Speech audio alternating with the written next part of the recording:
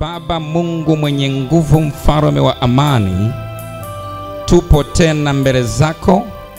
Tunaamini neno lako ni kweli. Mathayo sura ya 18 mstari wa 20 umesema, walipo wawili watatu wamekusanyika kwa ajili ya jina langu, na mimi nipo katikati yao. Baba, asante kwa sababu tumekusanyika kwa ajili ya jina lako, na tunaamini upo katikati yetu. Basi uwepo katikati yetu vivyo hivyo hata mwisho kabisa wa ibada hii, na neema yako ikambatane nasi ya kuyatendea haya yote kazi, ili tukapate kuwa msaada katika maisha ya watu wengine pia, baada ya kutusaidia wenyewe. Asante Mungu mwema kwa ajili ya mafunuo haya makubwa, kwa sababu umetujalia ili na sisi tubariki wengine. Kwa jina la Yesu ninaamini imekuwa na kuzidi. Amen. Tuende moja kwa moja katika ujumbe wetu wa siku nzuri ya leo. Pale ambapo utakuwa unaandika, tunaendelea na somo letu lile lile, tofauti ya karama na tofauti ya huduma, kisha tofauti ya utendaji. Lakini pamoja na kichwa kile kile, tofauti ya karama, sasa tutakuwa tunaendelea kuchunguza zile karama za masaidiano au huduma za masaidiano. Na kama unakumbuka vizuri, tuliangalia kupambanua roho. Tuliangalia vipengele viwili. Tuliangalia kupambanua roho wiki iliyopita, na tukaangalia sehemu ya pili, kukarimu au ukarimu. Tuliangalia hilo somo na lipo, ukitaka kuendelea kusikiliza kwa uzuri basi utalipata. Tuliangalia, na sasa leo tutakuwa tunaendelea tena na karama hizo hizo za masaidiano. Leo tutakuwa tunaangalia tena sehemu ya 3, karama ya kufariji. Karama ya kufariji au karama ya kurehemu. Karama ya kurehemu ni kidogo tofauti na vile unavyoweza kufikiri. Karama ya rehema na kurehemu ni vitu viwili tofauti, na kadiri Bwana atakavyotujalia tunaweza tukaangalia hata 2 tena leo, ili tupige hatua kuiendea wiki nyingine. Karama ya kufariji au ya kurehemu, hii ni karama ambayo ikiwepo katika kanisa, huwa kanisa linastawi sana. Hakuna mtu ambaye huwa narudi nyuma, labda yule ambaye hakuwa wa kwetu ama hakuwa wa huduma hiyo. Hakuna mtu anarudiki nyuma hivi mahali ambapo pana huduma hii, huduma ya kurehemu ama huduma ya kufariji, kwa sababu huduma hii ni huduma ya kipekee sana, ambayo makanisa yaliyofanikiwa kujifunza na watu wakamwomba Mungu, kwa sababu Biblia inasema karama za rohoni tunazihitaji. Tunamwambia Mungu tunahitaji hii, tunahitaji karama hii ili kulifaidia kanisa, ili kulijenga kanisa la Mungu. Karama hii, wala ambao wamefanikiwa kumwomba Mungu na karama hiyo ikashuka ikawa nyingi katika kanisa, basi kanisa hilo limestawi sana, na watu huwezi kukuta wamekwazika na kurudi nyuma, kwa sababu ni huduma ambayo baadhi ya makanisa niliyotembea nilipokuwa sijafahamu vizuri. Yani mchungaji anaweza kawa ni mchungaji ambaye hana hekima kabisa, anazungumza maneno anayosema ya kuropoka au ya kukurupuka, ambayo hata hana taarifa nzuri na uhakika yeye amezungumza. Na mahali kama hapo utegemei watu kuweza kuishi, kuweza kuendelea kukusanyika, kuweza kuendelea kuhudhuria. Lakini kutokana na karama hizi za kurehemu, karama hizi za kufariji zinapokuwa nyingi, mara moja mchungaji anapokuwa amejeruhi watu au kiongozi anapokuwa amejeruhi watu kwa namna yoyote ile, mara moja sana wale watu ambao wana karama ya namna hiyo huwa wanaliona hilo na haraka sana wanaenda kuwarehemu. wanaenda kuwafariji, wanaenda kuwatia moyo, wanaenda kuwajenga na kuwarudisha kwenye mstari, na wanayaona kabisa yale yaliyokuwa ni makwazo, wanaanza kuyaona ni kawaida na wanastahimili, wanasonga mbele. Sasa ndio maana nakwambia ikiwepo karama hiyo ni muhimu sana, na kanisa huwa linastawi sana, kwa sababu wanadamu tunajikwaa katika kunena, tunajikwaa katika matendo mbalimbali, lakini inapokuwepo karama hiyo huwa inarejesha sana wale ambao wamevunjika moyo na kukata tamaa.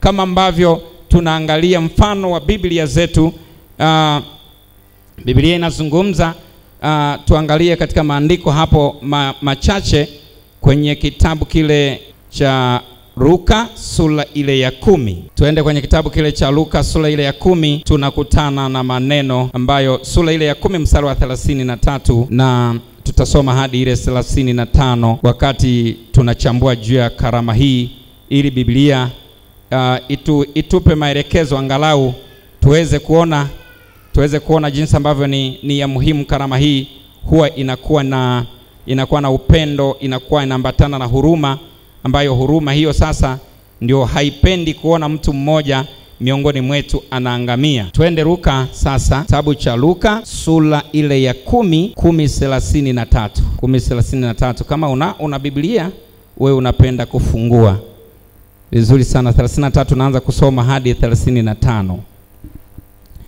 Lakini Msamaria mmoja katika kusafiri kwake alifika hapo alipo, na alipomwona alimhurumia. Akakaribia, akamfunga jeraha zake, akazitia mafuta na divai, akampandisha juu ya mnyama wake, akampeleka mpaka nyumba ya wageni,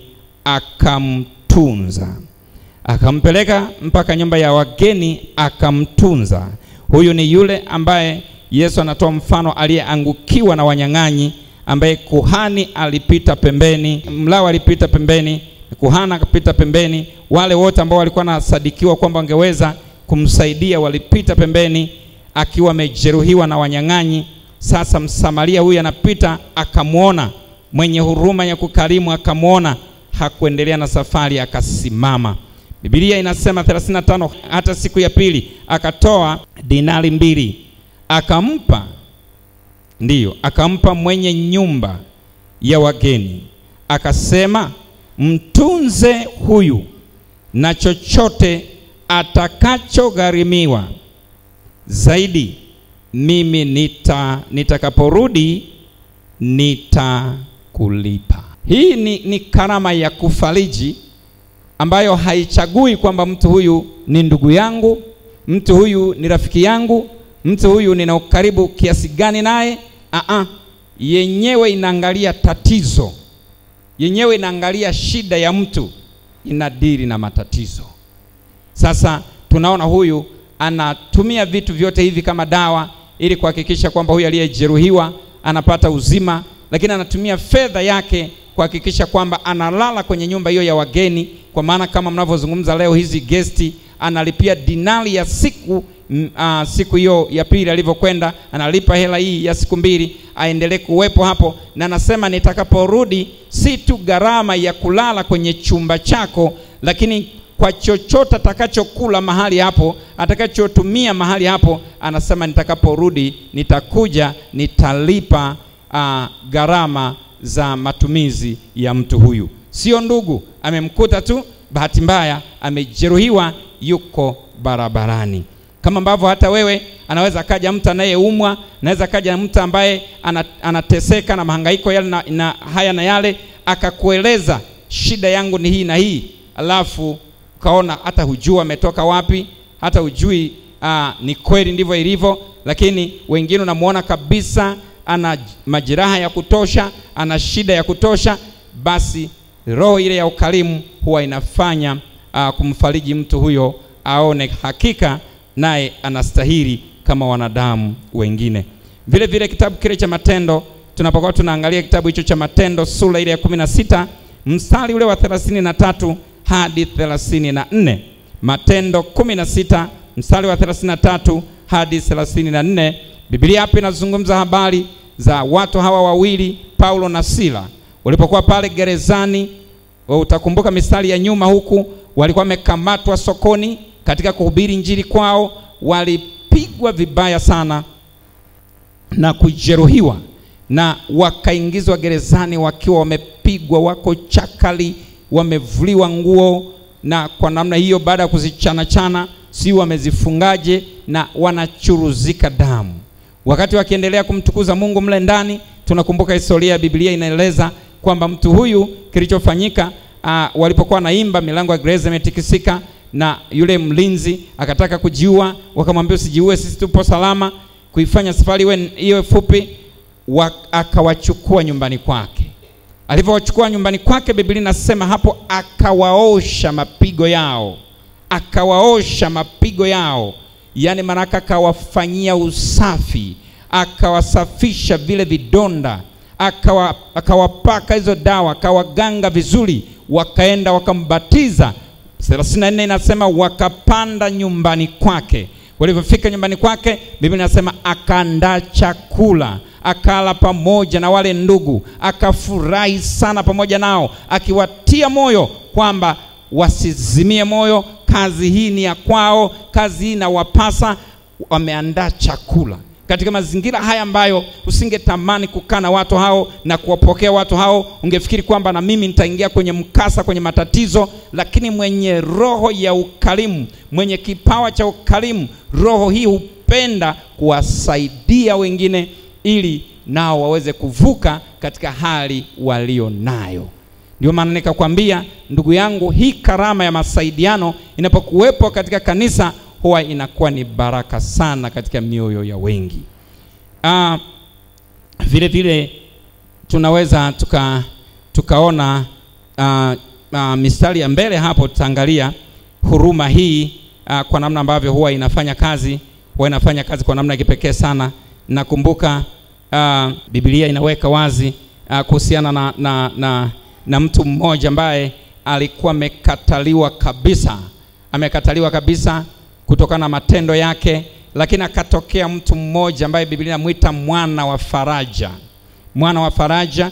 Na huyu si mwingine ambaye yeye kazi yake mpaka anaitwa mwana wa faraja, alikuwa ni kufariji watu, ni kuwajenga watu, ni kuwarehemu watu. Alikuwa na roho hii ya kurehemu na kafika mahali mpaka kuitwa mwana wa faraja. Lakini tunaona jinsi ambavyo sasa ukikutana na watu wa namna kama hii, hata kama umekataliwa, unaonekana wewe ni mtu ambaye huna kibali mbele za watu wengine. Yawezekana kwa ajili ya matendo yako machafu, matendo yako mabaya ulionayo, na kwa sababu hiyo umepoteza kibali. Hata wakati mwingine labda ni kazi hizi, ni ofisi hizi, kwamba unaonekana na elimu, unaonekana uko vizuri, unaonekana na sifa, lakini kwa sababu ya matendo yako mabaya, anasema huyu sifa yake tunafahamu, imejulikana mji mzima, huyu hatuwezi kumwajiri, huyu hatuwezi kumpa kazi, huyu hatuwezi kufanya naye pamoja ama kukaa naye au kuwa naye urafiki, kwa sababu ana tabia mbovu, ana tabia mbaya.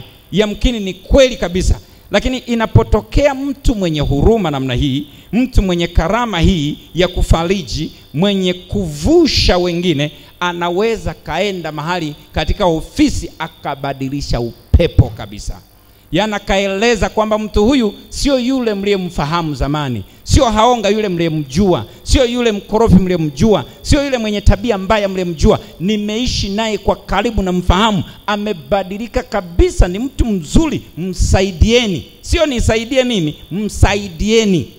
Na akamvusha mtu mwingine kutoka katika mahangaiko hayo na kwenda kupata neema na kibali kwa watu waliokuwa wanamkataa. Hata katika huduma iko hivyo hivyo. Kuna mazingira fulani ambayo unaweza ukakataliwa kabisa, hakuna naye kukubali, hakuna naye kutaka, lakini akatokea mtu mmoja tu katika mijadala kama hivi, mnajadili mko ndani ya kanisa, akasema hapana, yule mtu kama ni kwa tabia hii alishaacha siku nyingi, ni mwimbaji mzuri, ni mtumishi mzuri, alishabadilishwa. Kwa hiyo hata kama tunataka aje aimbe hapa, ataimba sawasawa na mapenzi ya Mungu. Tunataka aje afundishe hapa, atakuja kufundisha sawasawa na mapenzi ya Mungu. Akatushawishi tukaikubali ile huduma, na yule mtakapata kibali kwetu, kwa sababu yuko mtu mmoja ambaye ana karama ya masaidiano, yenye kurehemu, yenye kufariji. Amen. Hebu tuende uangalie kilichotokea hapa kwa Sauli. Wakati Sauli anakataliwa na wanafunzi wote, ilikuwa sio rahisi kumpokea Sauli kulingana na matendo yake aliyonayo aliposema kwamba amebadilika, lakini haikukubalika hata kidogo. Kila mahali alipokuwa anajaribu kwenda, walikuwa wanamtimua, hawataki kabisa kushirikiana naye. Lakini Biblia inasema alitokea mtu mmoja tu ambaye alikuwa na upendo wa namna kipekee sana wa kufariji, na akafanya kitu cha namna hiyo, kikaonekana kiasi kwamba mpaka Sauli akapata kibali mbele za Bwana. Hebu tuende tuangalie maandiko hayo katika kitabu kile cha Matendo sura ile ya 9 mstari wa 26 hadi 28. Tuende pamoja hapo tuangalie maandiko yanavyoripoti juu ya jambo hili. 26 naanza kusoma. Biblia inasema, na Sauli alipofika Yerusalemu, alijaribu kujiunga na wanafunzi, nao walikuwa wakimwogopa wote. Hapa amekutana na Yesu, amepata badiliko. Sasa anasema, jamani, na mimi nimekuwa sasa ni mwanafunzi wa Yesu. Hakuna aliyekubali. Biblia inasema wasisadiki ya kuwa yeye ni mwanafunzi. Mstari wa 27, lakini Barnaba akamtwaa akampeleka kwa mitume, akawaeleza jinsi alivyomuona Bwana njiani, anasema na ya kwamba alisema naye, na jinsi alivyohubiri kwa ushujaa katika Dameski kwa jina la Yesu. Haleluya. Biblia inaporipoti matendo ya namna hiyo, huyu mtu ameenda kwa wahusika, kwa viongozi, anajaribu kuwashawishi ili wamkubali mtumishi huyu, na kweli walifika mahali wakamkubali. Walimkubali, wakaamini kwamba kweli huyu ndugu sasa tunaweza kuwa pamoja naye, amekuwa mwanafunzi kwa sababu ya mtu mmoja. Naye Biblia inasema naye akawa pamoja nao katika Yerusalemu, akiingia na kutoka. Hata Wayahudi walipojaribu kutaka kumuua, Biblia inasema akahubiri kwa jina la Bwana kwa ushujaa, akinena na kuhojiana na Wayahudi wa Kiyunani, nao wakajaribu kumuua, lakini kashindikana.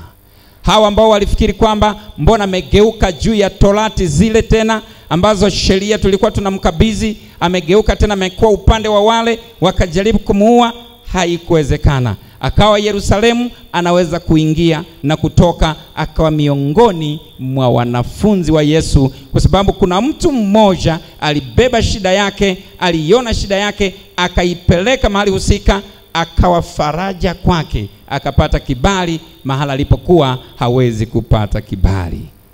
Amen. Ndiyo. Kwa hiyo unaweza kuona jinsi ambavyo ndani ya moyo wako, wakati tunaendelea kujifunza mambo kama haya, angalia huwa unawiwa kufanya nini ndani ya moyo wako. Karama huwa tunaifahamu kulingana na kila ambacho unawiwa ndani yako. Unaweza usiwe unawiwa, unaweza usione unasukumwa kufanya kitu fulani kimoja tu, lakini ukakuta unasukumwa kufanya vitu vingi sana. Ukiviona unaumia, ukiviona unapata shida. Hii huwa inakuwa hivi, watu wa Mungu. Yaani katika karama ambazo mtu anaweza akapewa nyingi, lakini ndani ya karama hiyo huwa kunakuwa karama moja ambayo inatokezea pale juu. Yaani ndiyo ambayo inatekelezwa kwa sehemu kubwa zaidi kuliko hizi nyingine.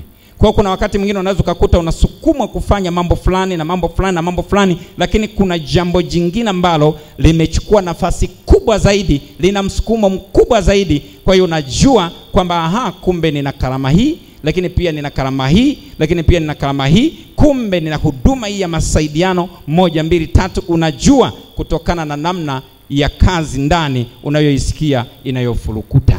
Amen. Ndiyo. Kwa hiyo ni muhimu sana tukajua hivyo. Usibaki tena nafikiri sasa ndio nafanyeje sasa? Najuaje sasa? Yawezekana huko hatusiwe na muda tena wa kwanza kuchambua moja moja namna unavyoweza ukaijua, namna unavyoweza ukaitendea kazi, lakini ujue msukumo uliopo ndani unakusukuma kufanya nini. Amen. Unaweza kujua karama gani ya masaidiano nayo na huduma gani ipo ndani yako na utaitumikia huduma hiyo.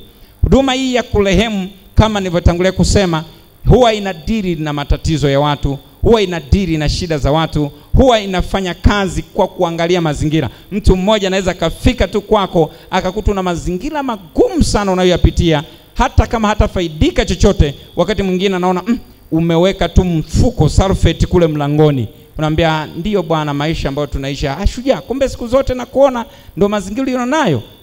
Hongera sana, lakini wewe kweli ni shujaa kweli, na kuona tu unavyomtumikia Mungu kwa bidii, kumbe mazingira yako hivi. Bwana hata kuacha akaondoka. Ukashangaa tu siku moja nakwambia, bwana embo nimekuja na fundi hapa, apime huu mlango uko kiasi gani, labda apime hiki, labda nimeleta hiki, kwa sababu aliona alafu ndani huku akaumia. Na kwa sababu hiyo anapoleta kitu cha namna hiyo kuna kuwa na faraja ya ajabu. Unaona kabisa kweli kuna namna, kuna watu wananijali. Na utasema ni karama ya masaidiano, lakini utasema kanisa hili lina upendo, utasema kanisa hili lina kujaliana sana, na utaona mahali hapo unastahili kuishi, utaona mahali hapo umepata ndugu. Ndio safari yenyewe kutakavyokuwa, kuna kucha unaamka, kuna kucha unaamka, uko ndani ya safari. Pigie Bwana makofi tena. Ndio. Kwa hiyo karama hiyo inafanya hivyo. Siku moja wakati vipofu wako barabarani, wanasikia tu Yesu anapita, kila wanapokuja kustuka wanakuta alishapita Yesu. Siku moja wakasikia Yesu atapita huku, wakabebwa na watu, maana ni vipofu, wakawasogeza kwenye ile njia ambayo Yesu alikuwa anapita, kwa sababu Yesu mwenyewe alikuwa na karama hiyo ya ukarimu, ya kurehemu. Alikuwa na karama hiyo ya kufariji. Anasema pana, watu hawa na waona wana njaa sana, na waona hawa watu wanampenda Mungu sana, siwezi kuwaacha, ndio maana nimewabeba mpaka huku nyikani. Hata kama hiyo mikate haitoshi, lakini hatuwezi kuacha hivi hivi. Ikamlazimu Yesu kumwambia Baba, ibariki mikate hii michache na samaki wachache, watu hawa wale, kwa sababu wana njaa, wanaweza kazimia kuondoka mahali hapa. Ndivyo mwenye roho ya kufariji atamuona tu mwenzake anaongea naye amekauka midomo, anaonyesha kabisa tu hata mazungumzo yake, huyu mtu hajala, huyu mtu anaumwa na njaa, huyu atamlazimisha kula chakula. Alafu akishakula ndo furaha yake, anapomwona naondoka anajua amelitibu tatizo. Amen. Sasa siku moja Yesu sasa napita, tuangalie hawa vipofu wameketi kando ya njia, wanapiga kelele waliposikia, ili walau Yesu asikie kelele zao, na baada ya kusikia kelele zao awasaidie. Na kwa sababu Yesu alikuwa na karama ya kurehemu, angalia alichokifanya. Twende kwenye kitabu cha Mathayo sura ya 20, mstari ule wa 29, labda tunaweza tukaenda pale mpaka 30, tunaweza tukasoma mpaka 34. Hebu tuende hapo. Biblia inasema hivi: hata walipokuwa wakitoka Yeriko, mkutano mkubwa wakamfuata, na tazama, vipofu wawili wameketi kando ya njia. Nao waliposikia ya kwamba Yesu anapita, walipaza sauti wakisema, uturehemu Bwana. Wanasemaje? Hebu ongea kwa sauti. Wakasemaje? Ndiyo, uturehemu Bwana. Biblia inasema uturehemu Bwana, Mwana wa Adamu, uturehemu Bwana, mwana wa Adamu. Mkutano wakawakaripia, wakanyamaza, lakini wao wakazidi kupaza sauti wakisema, uturehemu Bwana, mwana wa Daudi. Sasa utaona hapo Biblia inazungumza kwamba Yesu akasimama akawaita, akasema, mnataka niwafanyie nini? Ili ujue walikuwa hawatubu dhambi hapo. Rehema wanayotaka hapo, wanataka wawarehemu ili wapate kuona. Wakamwambia, Bwana, twataka macho yetu yafumbuliwe. Wapigie makofi vipofu hawa. Walijua kutengeneza sentensi. Walipeleka maneno ambayo hayana kona. Wameulizwa swali moja, wakajibu lile lililokuwa hitaji lao. Wakasema, macho yetu yafumbuliwe. Si tu yafumbuliwe, yapate kuona. Na Yesu akawarehemu, macho yao yakapata kuona. Ilikuwa ni furaha ya ajabu kwao, ilikuwa ni shangwe ya ajabu kwao. Waliona wamevuka kutoka katika tatizo kwenda katika furaha na neema nyingine. Ndivyo inavyofanyika tunapokuwa na karama za namna hiyo katika kanisa. Bwana tusaidie sana kuhakikisha kwamba tunapokuwa tunajifunza karama hizi, kila mmoja kama hatunazo, tunamwomba Mungu ili Mungu apate kutusaidia, ili Mungu apate kutuwezesha tukazipate karama hizi za masaidiano, ili tupate kuona pale ambapo kanisa linapita katika machungu fulani, pale ambapo wenzetu wanapita katika magumu fulani, lakini tuzidi kufurahi pamoja, tuzidi kutiana moyo bila kujali mazingira, kwamba huyu yuko hivi, huyu yuko hivi, huyu ana mapungufu haya, lakini roho ya kurehemu, roho ya kufariji huwa inayafunika yale mapungufu, inamfanya mtu ili aone yuko vizuri, ili atie moyo, atie bidii zaidi na aweze kuona hata yeye pia anaweza. Amen. Ndiyo, inawezekana kabisa mtu akasimama kufundisha akaonekana amekwama kabisa, amefeli kabisa, hana uwezo kabisa, aidha ni kuimba, aidha ni kuongoza maombi, au ni kuhubiri chochote kile katika mikutano, akaonekana hana uwezo, lakini amesimama pale. Karama hizi zinapokuwa zinatenda kazi, anapomaliza kila mmoja atampa moyo, atamtia moyo, atampa mkono wa baraka, atamwambia hongera shujaa, hakika Bwana amekutia nguvu, kwa sababu kwa hakika ni kweli mpaka kusimama kufikia pale ni Bwana amemtia nguvu. Kwa tutamrehemu, kuonyesha na yeye ni sehemu ya wale wanaweza kufanya mambo mazuri zaidi kuliko vile anavyofikiria. Na akiona hivyo ataelewa kumbe anaeleweka, na siku nyingine atakaza mwendo zaidi. Ndiyo. Kwa sababu hiyo sasa lazima tujue wakati wote tunapokuwa tunajifunza haya, kuhakikisha kwamba kalama hii mtu anaiomba na anaihitaji ili ipate kuwa msaada kwake pia, lakini msaada na kwa wengine, ili kazi ya Bwana itendeke kwa utukufu wake katika jina la Yesu.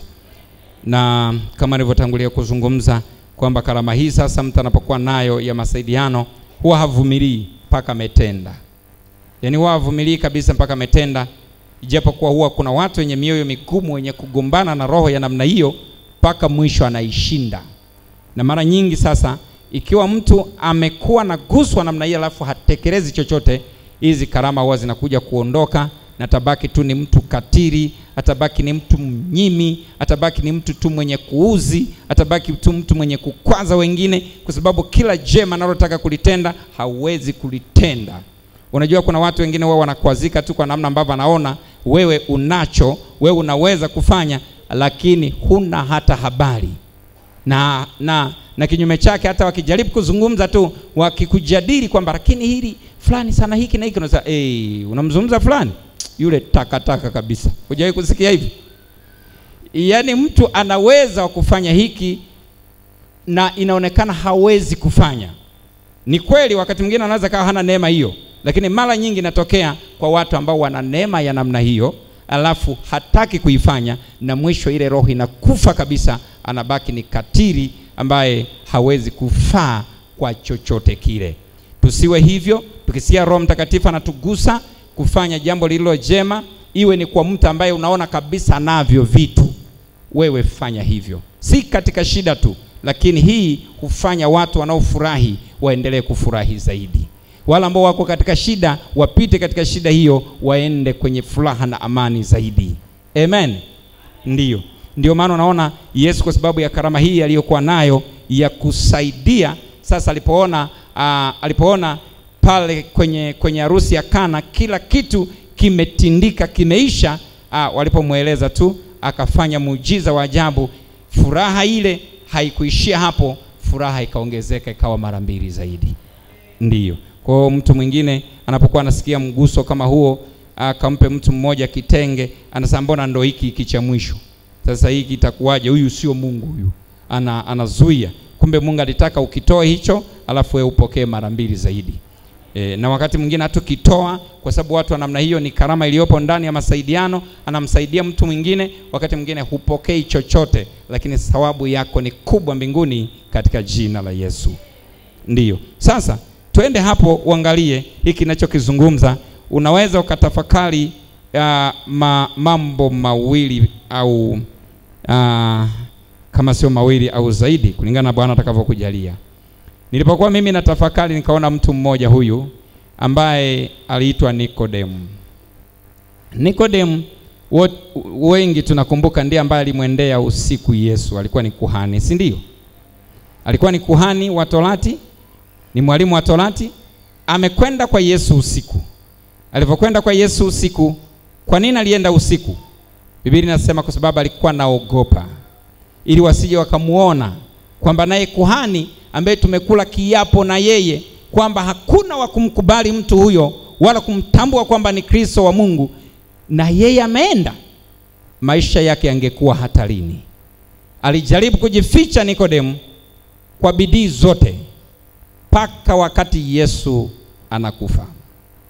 Na alikuwepo mwanafunzi mwingine ambaye Biblia inaripoti kwamba alikuwa ni mwanafunzi kwa siri.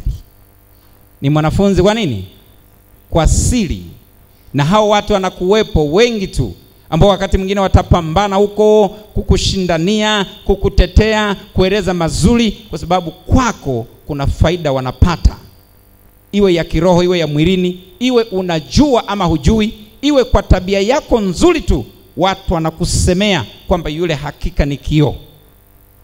Sasa katika mazingira hayo wewe huwajui, na ndani ya kanisa la Mungu watu wa namna hiyo wanakuwepo ambao watakuwa nafahamu matendo mazuri ya kanisa, matendo mazuri ya mtumishi, wanapenda mafundisho namna hiyo, aidha wanafaidika kwa mafundisho hayo. Ndivyo ilivyokuwa kwa mwanafunzi huyu Yusufu ambaye alikuwa ni mwanafunzi naye wasili.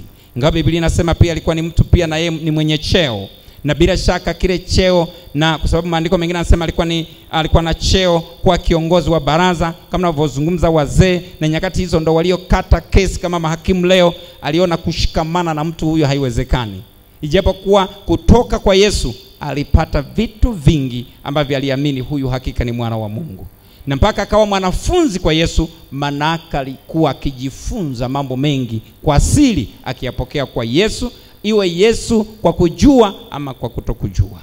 Unanielewa vizuri?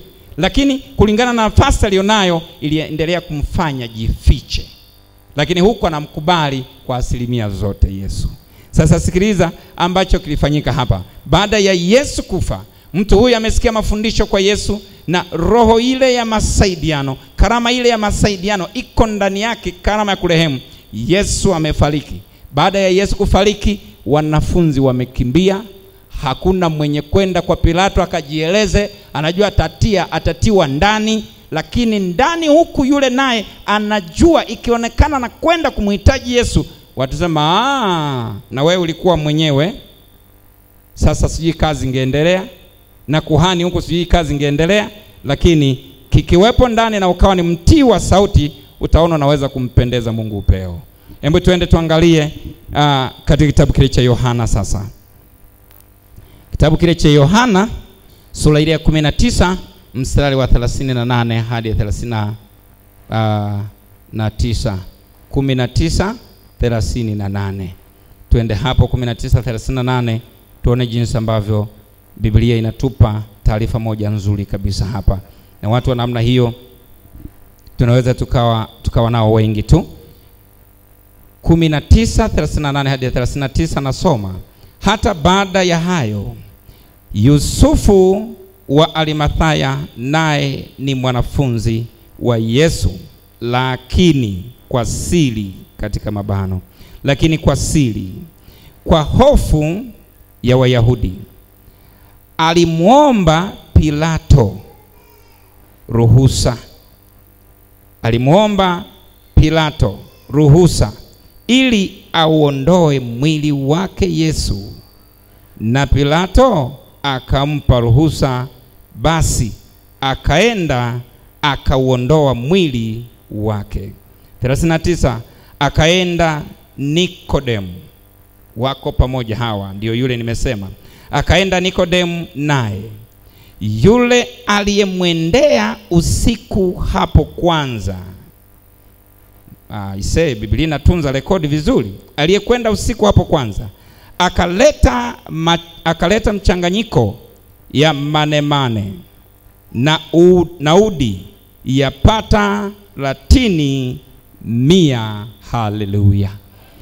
Wale waliokuwa wamejificha hawapo, hawaonekani miongoni mwa wanafunzi kwa hofu ya Wayahudi, wanajitokeza sasa. Na kumbuka, Yesu amekufa, ambaye ungefikiri kwamba wangewaza tujitokeze wakati yupo, atatusaidia kwa miujiza, ataona thamani yetu. Lakini ni ukweli kwamba upande wa pili, mtu anayetenda haki, wakati mwingine shida inapomkuta, mateso yanapomkuta, ndipo matendo yake hudhihirika kwa watu, namna wanavyompokea ama namna wanavyomkataa.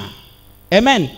Huwa yanadhihirika. Kila mmoja utakuwa ni kama unapita naye kwenye dhiki ile, ni kama unapita naye kwenye shida ile, anasema hakika mtu huyu yani ni mtu wa thamani, ni mtu mzuri, ni mtu ambaye habagui, ni mtu mwema, embu tumsaidie kadiri inawezekana. Na utaona unavuka kutoka hatua sehemu moja na kwenda hatua ya pili. Watu hudhihirisha upendo wao wakati mwingine baada ya mtu kuondoka. Watasimulia hiki na kile kulingana na jinsi ambavyo alikuwa mtu mwema. Lakini tunajifunza mambo kadhaa hapo. Hawa watu, ile iliyokuwepo ndani, ile neema ya kusaidia, ile roho ya ukarimu, ile ya kurehemu ilivyokuwa ndani yao ikifurukuta, wakaona haiwezekani huyu bwana akaozea pale, ambaye tulijifunza kwake mambo mengi. Nikodemu akakumbuka, Yusufu huyu akakumbuka. Biblia inasema kaenda kagalimika, akachukua hizo manimane na uvumba ambavyo vilikuwa ni kama unavyofahamu hiki kinachozungumza, tofauti na huu uvumba ambao mnapuliza humu makanisani, mnawasha unakuwa kama mishumaa. Hivyo ni vitu tofauti. Wala ambao mmeona miti fulani huwa wanakata alafu wanachuma mle ulimbo. Wangapi mnafahamu kitu cha namna hiyo? Sasa hii inayotajwa hapa, hii manemane na uvumba, tafsiri za Biblia zinaeleza sio hii mnayochoma inanuka harufu inapeleka kwa Mungu, ilikuwa hivyo. Hii ilikuwa inakuwa kama si mnaita nini, uto fulani hivi.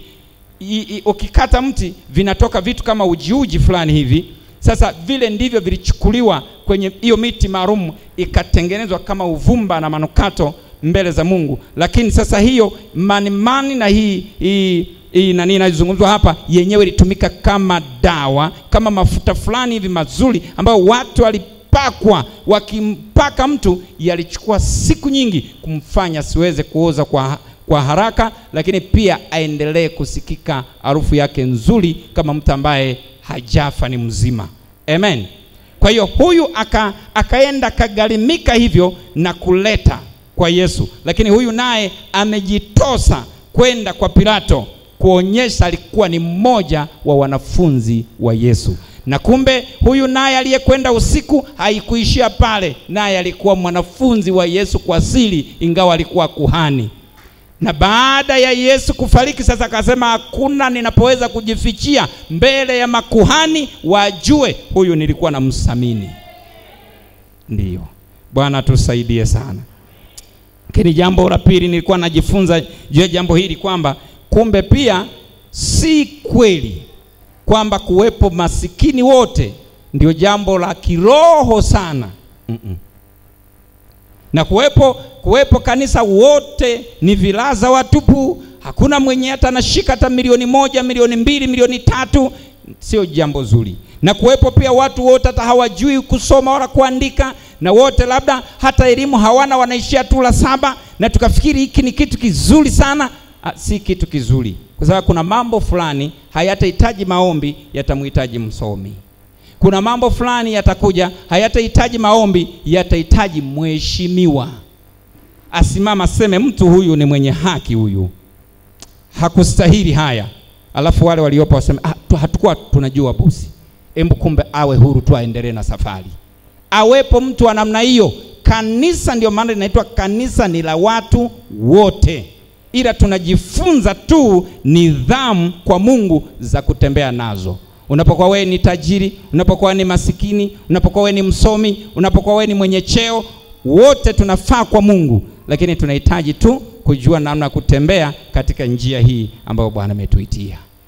Amen. Amen. Na maandiko hayakwenda mbali, yametuleta pamoja, akasema lakini pia huyo mwenye cheo, huyo mwenye mamlaka, huyo kadhi, huyo tajiri, watu wapendwa walifikiri tu yani hata tajiri wake, kwa sababu wote wameokoka na maandiko yanasema sisi sote tumekuwa watu wa moja, walifikiri tu wamekuwa sawa na matajiri. Wakaanza kusema bosi, nenda we mwenyewe, mbona unanituma sana, wote tumeokoka hapa. Mtumishi wa Mungu Paulo mtume akafundisha utaratibu, akasema kwamba ikiwa tumeokoka sisi sote, wote ni sawa kwa Kristo, wote ni wana wa Mungu, wote tumekuwa mwili mmoja, lakini katika majukumu yetu tuko tofauti. Kila mmoja anapaswa kukaa kwenye sehemu yake, astahilie heshima. Biblia inasema heshima. Na wakaagizwa kabisa kwamba wenye fedha, matajiri, muwatii tena na kuwanyenyekea. Mbona hampigi makofi? Hamna hela nini? Au kanisa hili mnachukia matajiri? Akiwepo tajiri kweli tunamuona na hela zake, tunampa heshima, si kwa sababu yuko kiroho, kwa sababu ana hela. Hebu sema kwa sababu ana hela. Ndiyo. Wangapi tuko tayari kuwanyenyekea wenye hela? Tuone mikono juu. Tunawanyenyekea wenye hela. Mna kiburi, hamtaki Lakini ni ukweli ambao Biblia imeandika. Kumbe nitakuja nifundishe. Inawezekana wenye hela wakaondoka hapa, maana pia mwenye hela anahitaji kumheshimu kwa sababu anatatua mambo mazito. Uliokwama wewe unapoomba unasema milango mchungaji imegoma kabisa, nimekesha naomba, lakini ndio hivyo imegoma milango. Anakuja mwenye hela anasema milango imegoma. Wapi mchungaji? milioni 5 hizi vipindi viendelee. Hapo ndo naenda na heshima, si ndio haya. Lakini astahirie heshima ni heshima. Kadhi kama mtamchukulia poa atakufunga. Akasema patana naye mapema, jitetee mapema, jieleze mapema. Mwambie ndugu yangu, ni ulimi tu. Usiseme asonga mbele bwana, songa mbele. Atasonga mbele kweli, tutakukuta unatia huruma tu mle. Ndio hivyo wapendwa, unajua sisi bwana wapendwa, sisi sio wapendwa, ulikosea. Ulitakiwa kupatana naye kwanza. Ongeza makofi kwa Roho Mtakatifu. Hiyo. Hata kama una hasira ujue kwamba taniweka pabaya na ni maandiko na ni Yesu alizungumza. Vizuri sana. Sasa tukiwa tumeangalia hilo, ili tuone tuchanganue kipengele kingine kadogo hapo. Angalia kwenye kitabu cha Matendo sura ile ya 14 msali ule wa 21 na 22. Matendo sura ya 14 21 na 22. Mahali hapo Biblia inazungumza, ikiwa tumehubiri kama hivi, tunarusha mahubiri kama hivi redioni, watu wanalisikia neno, watu wanaokoka, watu wanatutembelea, na wengine tunaenda tunawaalika, tunawakaribisha, haijalishi nani alimleta hapa kanisani. Yani mtu mwenye karama hii akiona hivyo lazima atapenda kwenda kumtembelea tena, kwenda kumtia moyo tena, kwenda kwenda kumfariji tena. Ndivyo wanafunzi walivyofanya. Baada ya kuhubiri Injili wakasema, na turejee tena twende tukaimarishe roho za wale ndugu. Hawapendi kuona hata mmoja anarudi nyuma. Watapenda kuwaimarisha watoto wachanga kiroho, watapenda kuwafundisha neno la Mungu ili wapate kusonga mbele. Ndiyo. Sasa twende tuangalie mbele kidogo, tuchambue ili kwa sehemu karama iliyokuu. Karama iliyokuu au karama zilizokuu. Nataka tuangalie mambo haya. Mambo tunaangalia yanaleta ukinzani sana katika huduma. Wakati mwingine tunafika mahali tunapoteana hata sisi wenyewe tuliookoka, kama nilivyotangulia kusema.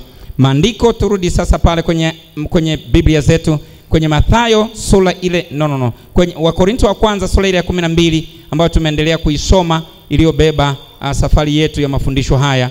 Wakorintho wa kwanza sura ile ya 12. Wakorintho wa kwanza sura ya 12, tunarejea tunakwenda pale tena ili tupate kusoma, lakini tutakwenda mbele badala kusoma ile tuliyosoma 4 mpaka 8. Sasa twende 12 mstari wa 28. Lakini ni vema kwa sababu tunataka tuchambue hiyo karama iliyokuu. Twende 31. Twende 31. Tusianzie 28 hapo ambapo nataja wengine ni manabii, wengine mitume, wengine manabii, wengine karama mbalimbali hapo za kunena kwa lugha na nini, na tutakuja tuangalie kwamba hizo karama za kunena kwa lugha zikoje. Lakini tuangalie karama iliyokuu. Biblia ukianzia mstari ule wa 30 anasema, wote wana karama za kuponya, wote wananena kwa lugha, wote wanafasiri. Kama sio wote wanaofasiri, kama sio wote wenye karama za kuponya, kama sio wote wanaonena kwa lugha, basi manake ni kwamba, kama sio wote pia wanaofasiri, manake ni kwamba basi kuna kila mmoja na ambacho Mungu amemjalia. Sasa baada ya kusema maneno hayo, ndio mwisho hapo 31 anasema, takeni sana karama zilizokuu, hata hivyo na waonyesha njia iliyo bora. Nataka nikupe picha kidogo hapo. Hapa Biblia imetaja karama nyingi, imetaja manabii, imetaja mitume, imetaja walimu, imetaja karama nyingi za masaidiano, kuongoza, kusimamia, nyingi imezitaja hapo, ambazo inaonekana wenzetu walizitaka sana hizo, kwa sababu zilikuwa zinaonekana dhahiri, na zingine zilikuwa na sifa kubwa kuliko nyingine, lakini kumbe waliiacha karama iliyokuu. Ndio maana akasema takeni karama zilizokuu, hata hivyo akasema na waonyesha njia iliyo nini? Iliyo bora. Haleluya. Wakati mtume Paulo hapa anazungumza maneno haya, hakuwa na maana kwamba anataka kuonyesha kulinganisha karama, kama ambavyo leo atatokea mwimbaji huyu, atatokea mhubiri huyu, atatokea huyu, wanawalinganisha, wanasema lakini fulani yani yuko juu sana, yuko juu sana. Hakuwa na lengo la kufanya je ni ipi kubwa ni ipi ndogo. Hakuwa na lengo hilo kuonyesha karama iliyokuu, lakini kwa sababu alikuwa anajaribu kutaka kuwaweka sawa kanisa, wajue karama ambayo hata ukikosa nyingine, kuna karama fulani haitakiwi kukosekana. Sisi tunaelewana vizuri? Alikuwa ashindanishi kama tunavyoshindanisha nyimbo, tunashindanisha kwaya 10 bora, 20 bora. Huo ni upumbavu na ujinga tu. Lakini hapa anataka kutuongoza njia iliyo bora zaidi, ili tuwe watumishi na hizi huduma zifaidiane, ziwe faida, ziwe utukufu kwa Mungu. Twende pamoja. Karama zilizokuu katika kanisa. Na hata wewe mwenyewe unaweza kutumia akili yako tu ya psychology ya kawaida kujua na kutambua mambo. Tangu umeanza kuja kanisani humu, una wakati mwingine hujasikia Bwana wa majeshi asema, huyu mwenye macho mekundu huyu aliua baba yake alikotoka. Hujawahi kusikia, si ndio? Lakini tunaishi, si ndio? Hujawahi kusikia mtu hapa yuko roko pose kekeriba ananena. Hujawahi kusikia, si ndio? Hujawahi kusikia mtu ananena lugha za wanadamu. Lugha za wanadamu hapo nitakuchambulia kidogo. Lugha za wanadamu haikuwa na maana ile ambayo tunaweza tukawa tunaitaka. Lakini lugha za wanadamu anazozizungumza hapo ni mahali ambapo palikuwa panahitaji ufafanuzi wa jambo, lakini lugha hamuelewani. Yaani unahitaji kufikisha ujumbe kwa mfano wa neno la Mungu, alafu wewe unaongea Kiswahili, alafu namkuta Mleno. Sasa lugha za wanadamu, karama ya kunena lugha za wanadamu inaposhuka, ndipo sasa wewe ambaye huwezi kunena Kireno, huwezi kunena Kijapani, unaanza kunena Kijapani, lakini kwa ajili ya kuwafaidia Wajapani. Unanielewa vizuri? Ndiyo. Ndicho anachozungumza lugha za wanadamu hapa. Na ndiyo lugha ambayo ilinenwa pale siku ya Pentekoste. Kabla tujafika huko, elewa hili mapema, kwamba Yesu alipoambia wakae pale Pentekoste, Biblia inasema Roho wakati anashuka, mataifa yote walikuwa wamekusanyika pale. Na yale mataifa yaliposhuka pale, na Roho Mtakatifu ameshuka pale, kwa sababu Bwana alitaka kuifikisha message, alitaka kufikisha ujumbe kwa mataifa yote yaliyokuwa yamekusanywa pale. Ndio maana aliachilia Roho Mtakatifu, alafu yule Roho Mtakatifu akaachilia vipawa vya kunena lugha za wanadamu. Ila mtu mmoja aliyekosa elimu ya Mungu anasema, mbona mnanena nyinyi kwa lugha ambao hatusikii? Wakati pale Pentekosti walinena lugha, watu walisikia. Lazima uelewe lugha za wanadamu, lugha za Mungu au lugha za malaika, zote zinanenwa, na zote zinanenwa kwa makusudi. Amen. Unanielewa vizuri Mpentekoste? Ndiyo. Kwa hiyo zote tunazihitaji. Lakini unaweza ukawa huneni lugha za wanadamu, huneni hicho kipale, huneni hicho Kichaga, huneni siji hicho Kisukuma hapa, kwa sababu msukuma wa kufaidika hapa hayupo. Yamkini angekuepo, Bwana anaweza kafunua, kama hakuna mkalimani ama mwenyewe umeshuka kule ukanena lugha za wanadamu. Sawa. Sasa nini tunataka kukiangalia hapa? Nataka kuonyesha kwamba zote ni za muhimu, lakini kuna ya muhimu ambayo yamkini ungehitaji zaidi kuliko kuhitaji kunena lugha ya mwanadamu au za wanadamu, kwa sababu ukipewa Kireno utaongea na nani? Si unanielewa? Sasa ni kwa namna hiyo moja inaweza kaonekana muhimu zaidi kuliko nyingine, kwa sababu kuna nyingine inatakiwa itumike kila siku. Tupo pamoja? Isipotumika italeta madhara kwa sisi sote. Jaribu kuwaza muda niliofika hapa, wote niwe naongea tu Kijapani, wote tu niwe naongea Kichina.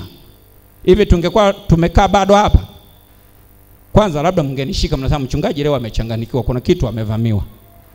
Lakini mmeketi hapa kwa sababu kuna lugha moja tunaongea, tunaelewana, mnajua anaongea nini, anamaanisha nini. Pigia Roho Mtakatifu makofi tena. Katika Biblia zetu sasa, twende kwenye kitabu cha Wakorinto hicho sura ile ya 14.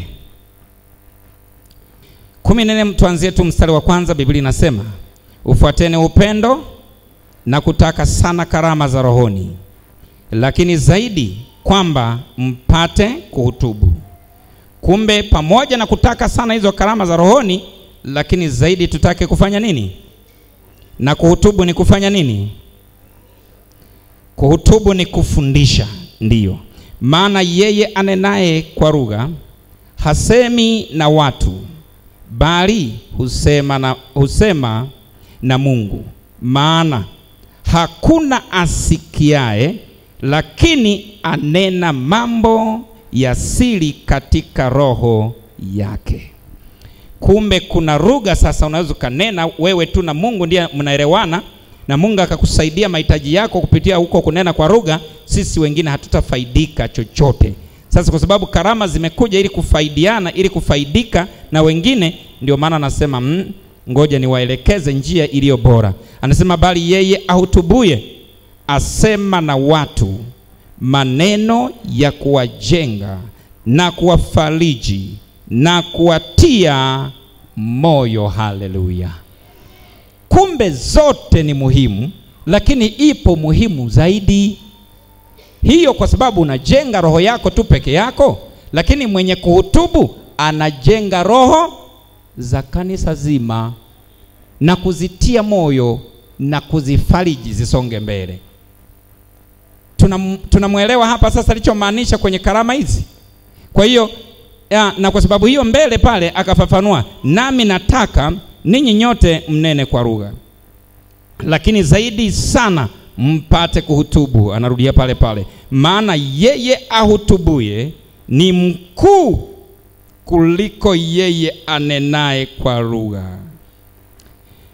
Maana yeye anayehutubu ni mkuu kuliko anayenena kwa lugha. Unaelewa ukuu wake hapo ni nini? Kwa mfano ningekuuliza swali hapo, ukuu wa huyu anayenena ni kwa nini? Kwanza nyinyi sio ndo nawauliza wachungaji, mimi si waulizi wachungaji hapa. Pigie makofi huyu shujaa. Haya, natiwa moyo kama angalau kuna mtu mmoja ananielewa. Yaani ninakwenda na somo linajifafanua na kwenda linajifafanua na kwenda linajifafanua, bado hatuelewani. Na hii yote ni ile ambayo nilishawaambiaga, hii ya kunyamaza kimya hata kama kitu najua unaonekana yani wewe huelewi kitu. Si ndio? Anasema kinachomfanya onekane huyu ni hii karama ni bora zaidi kuliko hii. Ameweka utofauti. Anasema hii inamuimarisha mtu mmoja ya kunena, lakini hii ya pili inaliimarisha kanisa lote. Na nimekwisha kukufundisha kwamba karama ni kwa ajili ya watu wote, kwa ajili ya mwili wa Kristo, sio kwa ajili yako peke yako. Kwa hiyo ukiwa nayo hiyo ya peke yako unamshukuru Mungu, lakini unatakiwa mwambie niongezee hii ambayo nitawajenga na wengine zaidi. Muongezee tena Roho Mtakatifu makofi. Sasa pamoja na karama hizi zote, lakini tunayo karama iliyo kuu. Amen. Karama iliyo kuu. Kwa nini? Manabii wanapata shida. Wakisikia hivi wanapata shida. Wanajua karama iliyo kuu ni ya mtume.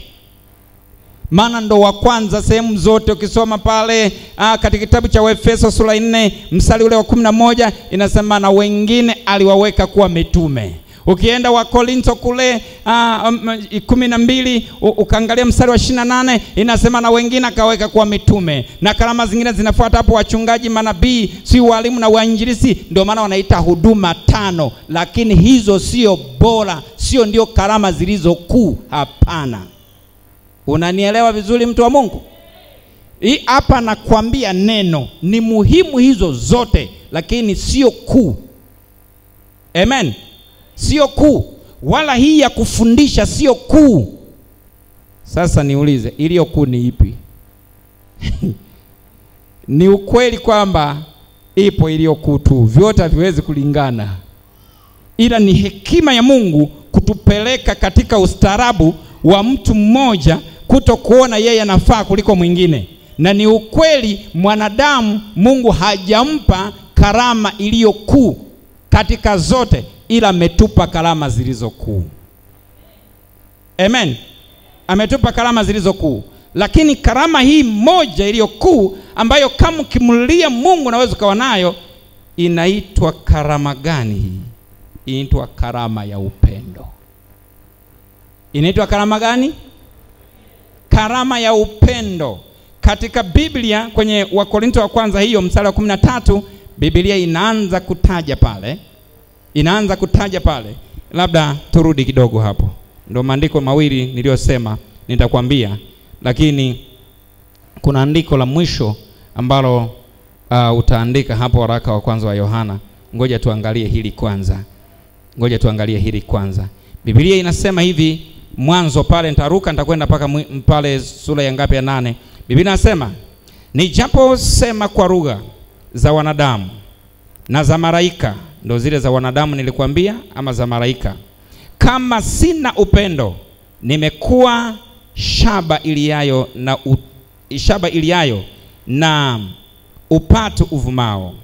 Tena nijapokuwa na unabii na kujua siri zote na maarifa yote, nijapokuwa na imani timilifu kiasi cha kuweza kuhamisha milima, kama sina upendo si kitu mimi. Tumeona hapo karama za maarifa, tumeona karama za imani huko nyuma, tumeona mambo mengi yanatajwa hapo, ndio yote yanatajwa hapa. Kama huna upendo ni nini? Ni bure. Hayo makarama hayataweza kufanya chochote. Kwa nini? Biblia itatueleza hapa mbele. Tena nikitoa mali zangu zote kuwalisha masikini, tena nikijitoa mwili wangu niungue moto, kama sina upendo hainifaidi kitu. Upendo, sasa anaanza kueleza sifa za upendo, zisikie sasa. Mtu anaweza kawa na unabii lakini sifa hizi hatakuwa nazo. Anaweza kuwa ni mtume lakini sifa hizi hatakuwa nazo. Ila mwenye upendo anakuwa na sifa hizi. Biblia inasema mstari wa 4, upendo huvumilia. Upendo huvumilia, hufadhili. Upendo hauhusudu. Upendo hautakabali, haujivuni, haukosi kuwa na adabu, hautafuti mambo yake, hauoni uchungu, hauhesabu mabaya. Yaani hizi karama ni zaidi ya zile tulizozisoma zote huko nyuma. Sasa angalia, anasema haufurahii udhalimu, bali hufurahi pamoja na kweli. Huvumilia yote, huamini yote, hutumaini yote, hustahimili yote. Hizo sifa hakuna karama inazo, zote tulizoangalia huko. 8 sasa na mwisho. Upendo haupungui neno wakati wowote, bali ukiwepo unabii. Elewa sasa kwa nini upendo ni mkuu. Bali ukiwepo unabii utabatilika. Zikiwepo lugha zitakoma, yakiwepo maarifa yatabatilika. Haleluya. Kwa hiyo makarama yote haya ambayo ni kwa ajili ya kanisa, ni kwa ajili ya nini? Kanisa likinyakuliwa, eti wewe ni nabii, kanisa limenyakuliwa. Wewe ni mwinjilisti, kanisa limenyakuliwa. Wewe ni mwalimu, kanisa limenyakuliwa. Unaelewa? Sasa karama hiyo ya upendo, karama ya upendo, kwa nini imekuwa ya kwanza? Karama ya upendo, jina jingine inaitwa Mungu. Jina jingine inaitwaje? Nilitarajia mnishangilie na ninyi. Mke wangu tu ndo amesikia. Na kimsingi ukishangilia huo namna hiyo unabarikiwa, maana yake ni Bwana anayenena wala sio mimi. Mimi niko tu kufunua siri. Karama ya upendo, Mungu ndiye anaitwa upendo. Kwa hiyo upendo ni Mungu. Baada ya yote kupita, upendo utasimama. Andiko la mwisho waraka wa kwanza wa Yohana. Walitafsiri wanafunzi hapa vizuri. Waraka wa kwanza wa Yohana, na baada hapo tutakuwa tunasimama. Nilitarajia fundi mitambo atakuwa anaanza kunibembeleza kwa mbali kule wakati naelekea mwisho, lakini sio mbaya sana.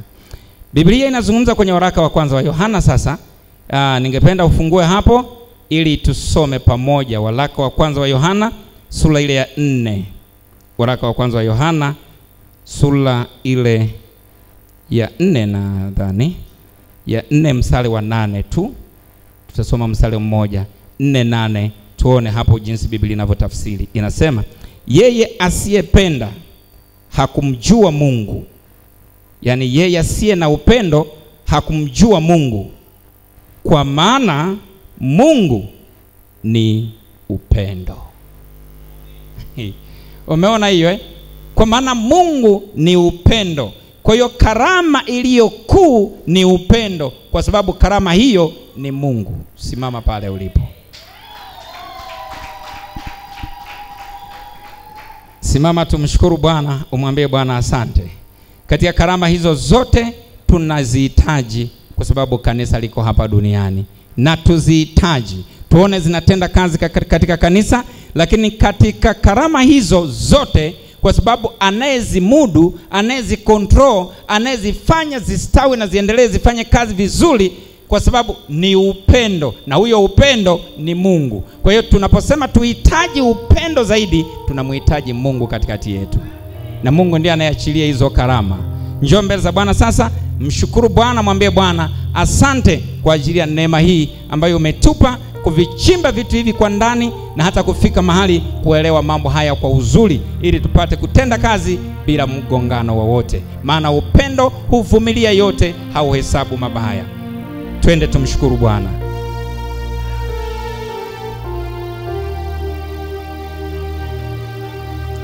Pazie Bwana sauti kama muhitaji, ili kanisa liweze kustawi. Linafananishwa na shamba, lazima tuwe na nyenzo, lazima tuwe na vitendea kazi, lazima tuwe na silaha, lazima tuwe na mbegu, lazima tuwe na vitu mbalimbali, ili kuona shamba linastawi, shamba linapandwa na linavunwa.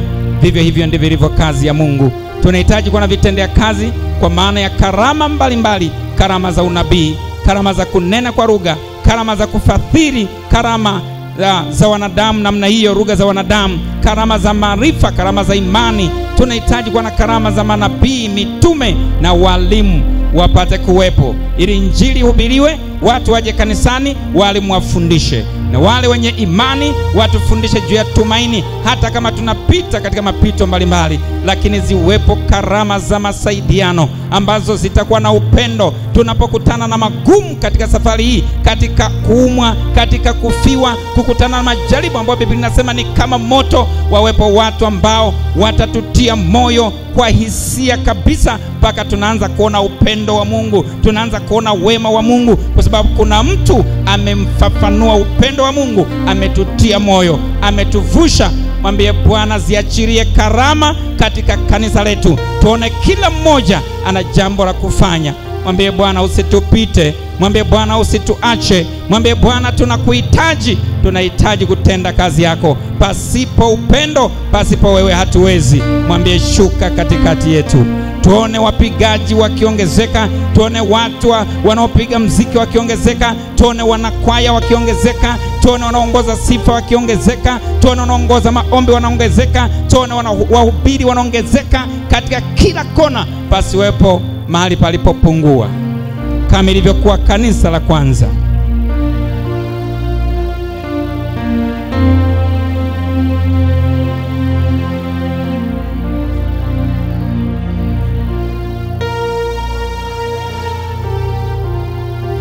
Mpinge adui, mwambie shetani huna uwezo kuzuia neno hili, kwamba lisizee matunda ndani ya moyo wangu. Wakati mwingine tunapokuwa tunatoka namna hii, tuhakikishe tunawafundisha watu wengine, tuhakikishe tunazungumza na watu wengine neno la Mungu. Si lazima tuwe madhabahuni wala katika madarasa Biblia, si lazima tupate makongamano na semina, lakini mwambie shetani, wewe mwarabu, wewe mwarabu na linyakua neno, wewe mharibifu na ilichukua neno, mwambie huna nafasi, huna uwezo. Kemea mipango yote ya adui, kazi za maagenti wa ibilisi, mawakala wa ibilisi ambao wanatufanya siku zote tuwe kama zezeta fulani hivi, tuonekane kama hatuelewi hivi, tuonekane kama ndo tunaokoka leo. Mwambie achia ufahamu wangu, mwambie achia moyo wangu, mwambie achia maneno yenye uzima haya, mwambie huna uwezo. Ninapinga, ninakataa kazi zako, ninazilalua, hazina uwezo juu yangu. Lazima niatendee kazi, lazima nikatendee kazi mambo haya. Siwezi kuingia katika hukumu ya Mungu kwa sababu naliyajua mengi mema nisiyatendee kazi. Nani wewe unanivuta nyuma na kunirudisha ili nishindwe kuhubiri watu wengine, ili nishindwe kufundisha watu wengine, ili nishindwe kutendea kazi anayojifunza? Mwambie shetani una uwezo, una nafasi kwa kanisa letu lote, kanisa la Zambia, kanisa la Tunduma, kanisa la kule Hatelele, kanisa la kule Igunda, mahali kote shetani asiwepo mahala atakamata. Lakini tuone tunakwenda suti, tunakwenda sale, kanisa likikua na kuongezeka. Wasiwepo watu ndani ya miaka 4, 3, 4, 5 wanaonekana kama wachanga wajuzi. Mwambie shetani, una nafasi, una uwezo. Zipinge kazi zake zote.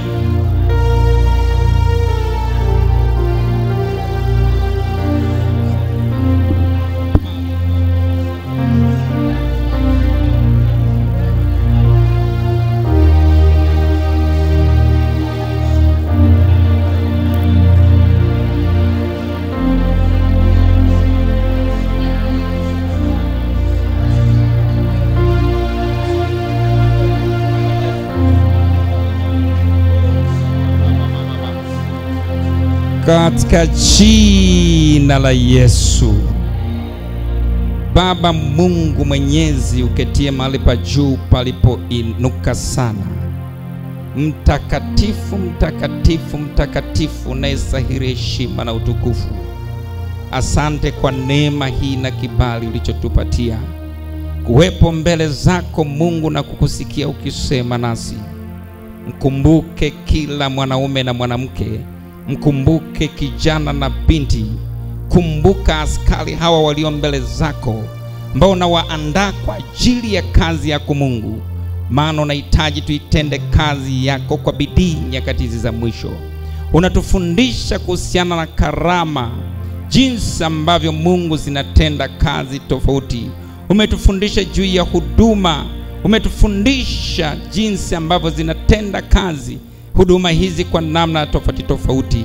Baba, karama mbalimbali kwa kila moja, na hivyo utendaji wake ni wa tofauti. Umetufundisha karama za masaidiano ambazo zikiwepo hizo zitamfanya mtu huyu ambaye anaweza kuhubiri, anaweza kufundisha, anaweza kutabiri, apate hiyo karama kuitumia kwa uzuri kwa sababu ya karama za masaidiano. Maana hutuvusha sehemu moja na kwenda sehemu ya pili. Umetufundisha kuhusiana na kupambanua roho. Umetufundisha Mungu kuhusiana na karama ya masaidiano ya kukarimu, jinsi ambavyo unaweza kuwa na karama ya unabii na karama ya kulihubiri neno na karama ya walimu, lakini tukakosakana kabisa kwa na karama ya ukalimu, na kwa sababu hiyo kanisa likatawanyika, upendo ukawa hamna. Baba, umetufundisha mengi, na si nguvu zako na uweza wako ukapate kushuka, ukaendelee kushuka siku hata siku. Watu wako hawa waandae kwa ajili ya kutenda kazi kubwa iliyo mbele yetu Mungu, kwa sababu maono haya ni kuendea ulimwengu. Kanisa lako la Zambia, kanisa lako la Tunduma, kanisa lako la kule Igunda, kanisa lako la kule Haterere na maeneo mengine yote na mengine ambayo yako yanakuja. Baba, sisi sote katufanye kuwa wamoja, kutembea katika maono na huduma, kutembea katika maarifa haya uliyoyaachilia na maeneo ya mbali kabisa huko ambapo huduma zinakwenda kufunguliwa.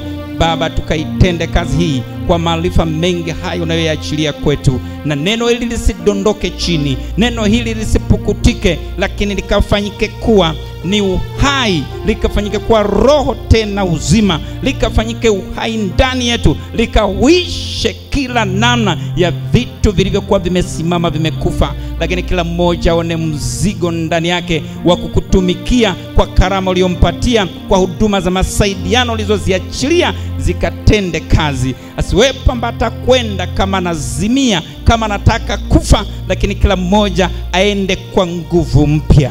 Baba, asante kwa sababu kanisa hilo unalijenga katika mwamba imara, ambao mwamba huo ni wewe. Maji yatakapofurika, upepo utakapopiga, Baba, hawatatikisika, maana wamejaa maarifa, maana wamejaa hekima, maana wamejaa kupambanua. Baba, asante kwa sababu hukuwapa wengine, ulitupa sisi. Zaidi ya yote Mungu, katupe kuyatendea kazi, ili asitukute yale uliyoyanena, kwamba kadiri yule aliyejua kidogo atapata adhabu kidogo, lakini yule aliyejua mengi mema ya Bwana wake asiyatende atapigwa sana, na yule ambaye waliweka kwake hata amana huyo atadaiwa na zaidi. Baba, tusaidie kwamba hata kuwepo ambaye atanyamaza kimya, kama ulivyotufundisha kwamba nawezaje kunyamaza, maana umeniagiza na kuniamuru nikanene haya. Basi kampe kila mmoja kutokunyamaza, lakini akayanene haya, ili kawe faida kwa kanisa lako, yamkini watu wako wakaokolewe. Kwa jina la Yesu Kristo, watu wako wanapotoka katika malango haya sasa, naomba uwezo wako wa kubariki ukaambatane nao, uwezo wako wa kuponya ukaambatane nao, ulinzi wako usiku na mchana, pale ambapo macho yetu ya damu na nyama hayawezi kuona. Wewe Mungu kawaepushe na mashimo, ukawaepushe na mitego, ukawaepushe na yule muindaji, ukawaepushe na nguvu za giza na farume na mamlaka ambazo zinatawala katika ulimwengu wa roho kinyume nasi. Baba, ukatulinde na kutuponya. Zaidi ya yote, ukalinde watoto wetu walio mbali, ukalinde ndugu zetu walio mbali, ukalinde familia zetu zinapotoka na kuingia. Mkono wako wa pekee Mungu na upendo wako ukaonekane waziwazi, na hata umoja na mshikamano usiweze kutanguka na kutoweka katikati yetu, bali ukatushikamanishe kama na mnyororo. Asante kwa sababu imekuwa na kuzidi, katika jina la Yesu. Amen.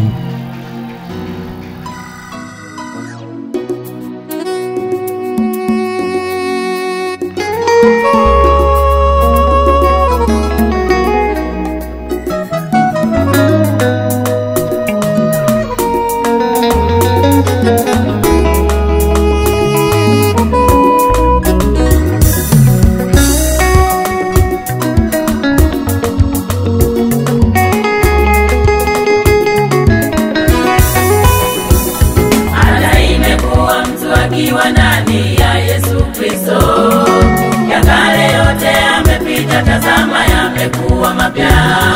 Amezaliwa upya kwa damu yake Yesu. Ya kale yote yamepita, tazama yamekuwa mapya.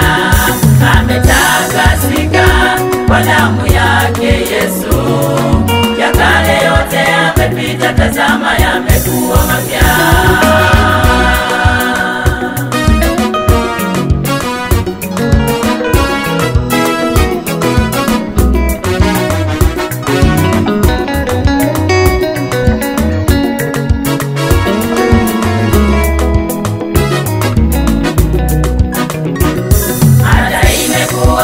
Akiwa ndani ya Yesu Kristo, ya kale yote yamepita, tazama yamekuwa mapya.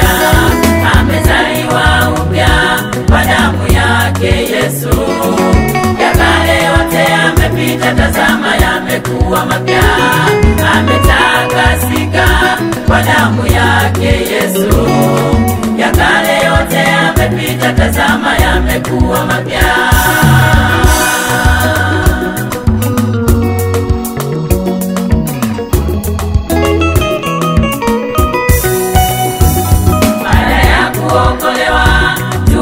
Ya dunia, rafiki wa dunia ni adui wa Mungu.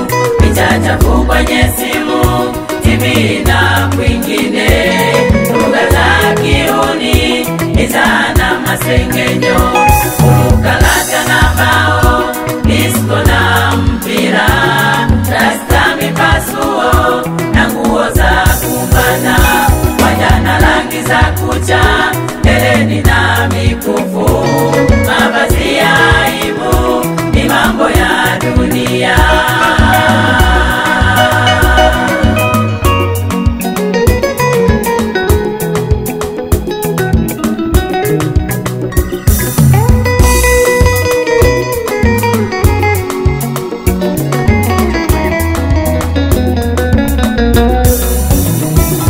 Kumbukumbu la Torati sura 22 mstari wa 5, neno linasema, wanawake wasivae mavazi ya wanaume, wanaume wasivae mavazi ya wanawake.